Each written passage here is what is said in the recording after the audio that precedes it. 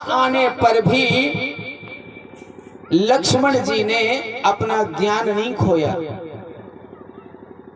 हमें गुस्सा आता है ना, आपको गुस्सा आता है तो अपन ज्ञान खो देते हैं। आज रामचरितमानस का ये मंगल उपदेश है, अगर क्रोध आए तो भी ज्ञान नहीं खोना, क्योंकि क्रोध ज्ञान का नाश कर देता है। गुस्सा आए अच्छी बात है, पर गुस्सा आए किन जैसा? लक्ष्मण जी जैसा। उन्होंने ज्ञान नहीं खोया। लक्ष्मण जी को गुस्सा आया तो क्या कह दिया लक्ष्मण जी महाराज ने? उस समय जनक जी के शब्दों को सुनकर के लक्ष्मण जी तो कहने लगे, हो कही जनक अस अनुचित बानी,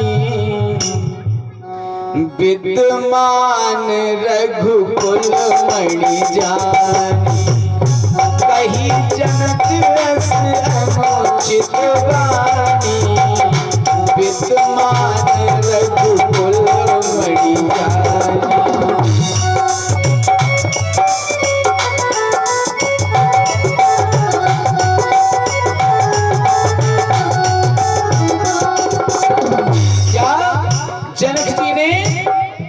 ऐसी वाणी बोली कब?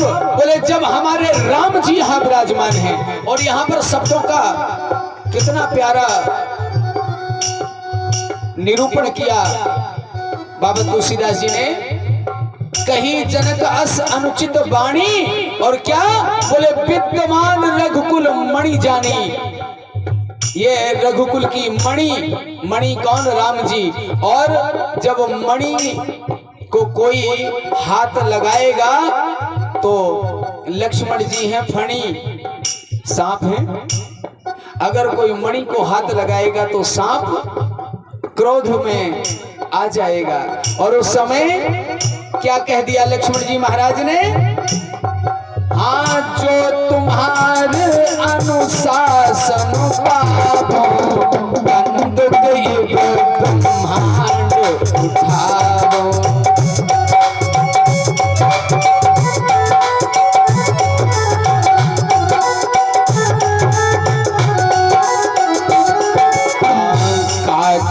घट जिमदारो थोरी, सकौ नाथ मूलक इब तोरी। काजे घट जिमदारो थोरी, सकौ नाथ मूलक इब तोरी।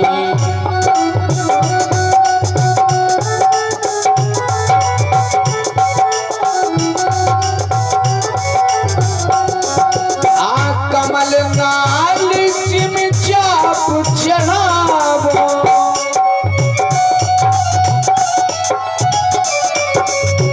कमल नाल जिम चाप चढ़ावो। जो जन सत प्रमाण ले धावो।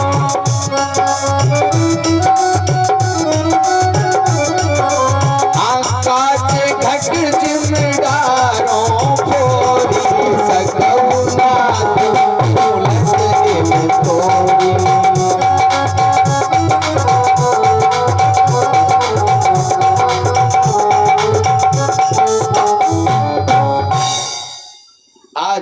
लक्ष्मण जी ने क्रोध में आकर के क्या कहा? काचे घट जिमदारों फोरी, मैं कच्चे घड़े के समान तोड़ दूंगा। एक राजा उठे बोले कच्चे घड़े?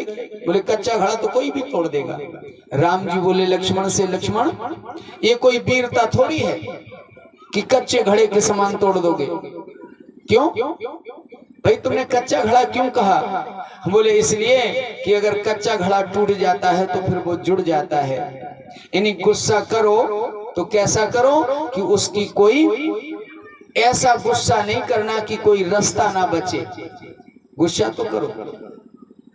यहां पर लक्ष्मण जी ने एक शब्द और कह दिया। लक्ष्मण जी के पास जो धनुष था ना, बड़ा अद्भुत धनुष था। जो धनुष जनक जी की रंगभूमि में रखा था ना, उस धनुष और लक्ष्मण के धनुष की समानता कर दो। एक से थे। लक्ष्मण जी के पास भी धनुष कोई ऐसा नहीं था, बड़ा अद्वितीय धनुष था। लक्ष्मण जी सोच रहे हैं यहाँ जितने भी देश देशांतर के राजा बैठे हैं, जनक जी ने कह दिया कि जितने भी यहाँ पर श्रीहतहीन कोई ताकतवर राजा नहीं है और चला जाए अपने घर, आज बेइज्जत कर दिया।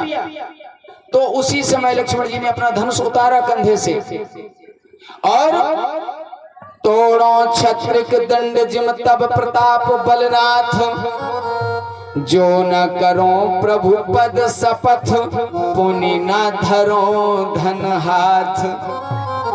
अपना धनुष लेकर के जनक जी के सामने फेंक दिया। बोले जब तक कुकुर मुत्ते के समान ना तोड़ दूं इस धनुष को, मैं ये धनुष धारण नहीं करूंगा। इतने में शायद उन्होंने सोचा कि जनक जी उठें और उठ करके कहेंगे भैया तुम क्या टेंशन ले रहे, भाई तुमसे थोड़ी कुछ कहा, लो अपना धनुष उठाओ। और जैसे ही धनुष हमारा जनक जी उठाएंगे तो उनको भी पता चल जाएगा कि जैसा धनुष तुम्हारे यहाँ रखा ना वैसा हम कंधे पर डाल करके चलते हैं। राम जी ने सोचा अब तो पूरी पोल खुलने वाली है, अगर जनक जी ने धनुष उठा लिया तो पता चल जाएगा कि हम कौन हैं। तुरंत राम जी उठे और उठ करके कि सैनी रघुपति लखन निवार, सैनी रघुपति लखन निवार,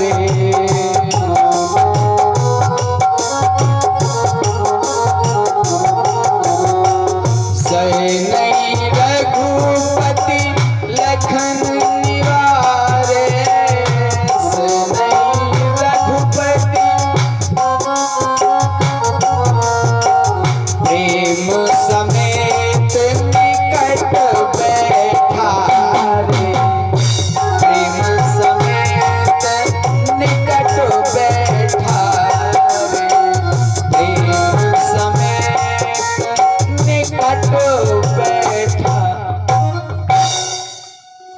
उसी समय राम जी उठे तुरंत और एक क्षण नहीं लगा, उठाया धनुष और लक्ष्मण को कंधे पर टांग। बोले लक्ष्मण इतना क्रोध नहीं करते। और कान में जाकर क्या बोले, बोले यहाँ पर सबकी पोल खोलने वाले हो क्या। सैनी रघुपति लखन, जो लक्ष्मण जी के अंदर उद्विग्नता थी, जो टेंशन थी, उसका निवारण किया राम जी ने। एक बात कहें, जब आपका भाई, आपका आपसे छोटा कोई अनुज गुस्से में आकर के अपना आपा खोने लगे तो उस समय आप भी गुस्से में आकर ना मारिएगा। अपन का सिस्टम कुछ अलग है। अगर अपना छोटा भैया कोई गुस्से में आकर किसी को गाली भी दे रहा है तो उस समय अपन क्या गए, भैया में 2 तमाचा छोड़ दे, है ना जी। नहीं, कैसा व्यवहार करो, बोले उस समय उसकी परिस्थितियों को जान करके उसको समझाओ, अकेले में आकर के डांट दो।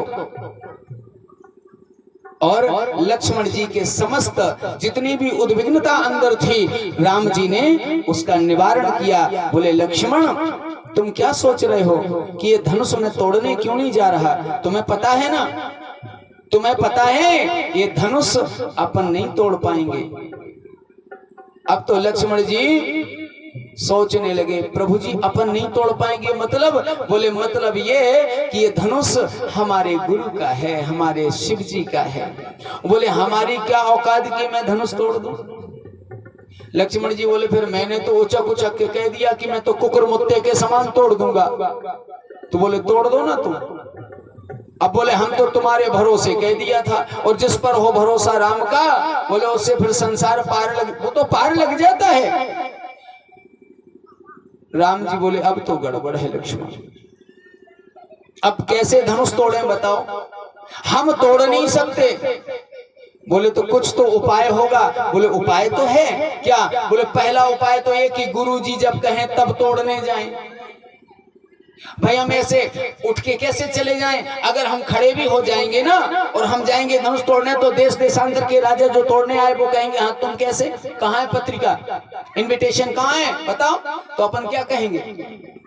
लक्ष्मण जी बोले अब क्या करें। बोले करना क्या है, अगर गुरु जी कहेंगे ना कि जाओ राम धनुष तोड़ दो तब जा सकते हैं।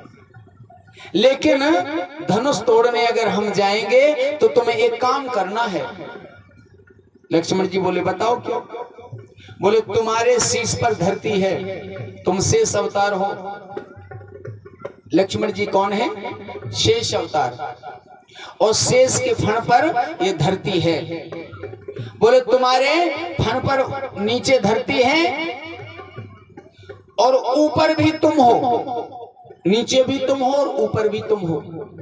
और बोले जैसे ही हम धनुष उठाएं, गुरुजी कहेंगे कि तोड़ दो, तब हम जाएंगे, हम धनुष उठाएंगे, प्रणाम करेंगे, हाथों में जैसे उठाएंगे तुम धरती नीचे से हिला देना।